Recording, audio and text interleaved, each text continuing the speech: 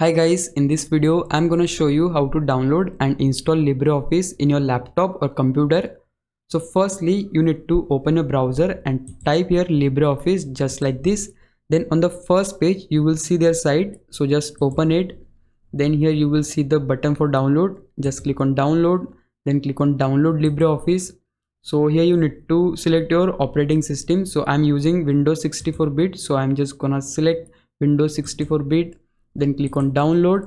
And yeah, here you can see at the download icon it is started downloading. So until it's done we have to wait for some time. Now guys, as you can see the downloading process is done, so we just need to open the file now. And let me minimize it. And yeah, here you can see we just need to click on next to install the LibreOffice.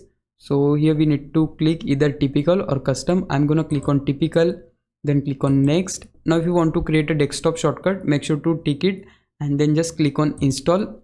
So it will now going to install the LibreOffice in our PC or laptop. So we just need to wait for some seconds here. So yeah, there you go, we have successfully installed the LibreOffice. So we just need to click on finish now, and you can see the logo right here, or you can call it shortcut. So if I want to open it, I just need to double click on the shortcut, and also you can just search the application on the search bar as well.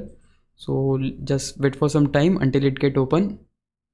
Now here you can just close this pop-up, and here you can see the writer document, calculator spreadsheet, which is alternative of Excel. Writer document is an alternative of Microsoft Word. So yeah guys, that's how you can download and install LibreOffice in your laptop or computer.